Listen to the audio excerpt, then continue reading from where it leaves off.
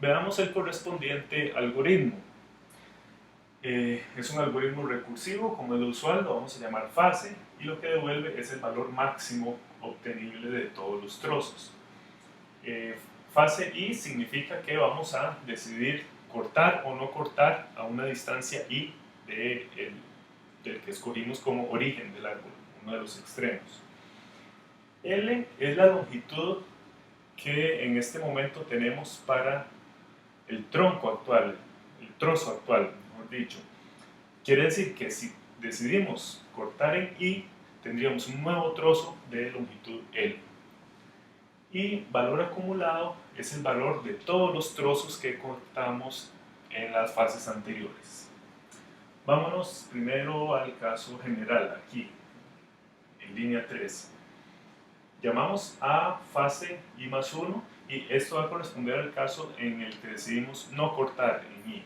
Ok, si decidimos no cortar, entonces llamamos a fase I más 1, la longitud del trozo que cortaríamos si decidimos cortar en esa fase I más 1 va a ser L más 1, porque hasta acá teníamos L y pospusimos la decisión de cortar ahora para la fase siguiente. Entonces, si cortamos en la fase siguiente, tendríamos un tronco de longitud L más 1.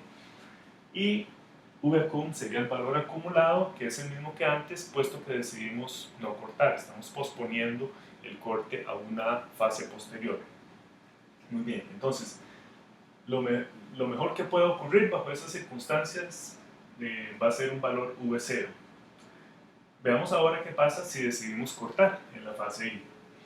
Entonces llamamos a fase I más 1 y la longitud del trozo acumulado, es decir, la longitud del trozo que resultaría si se decide cortar en esa fase I más 1 sería 1, puesto que decidimos cortar acá en fase I.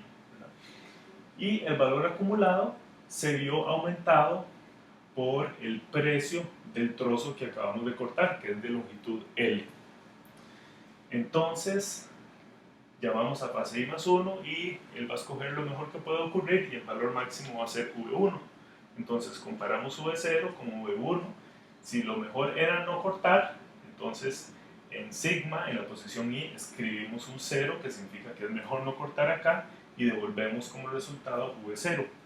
Si no, si lo mejor era cortar, entonces ponemos en sigma I un 1 y devolvemos V1.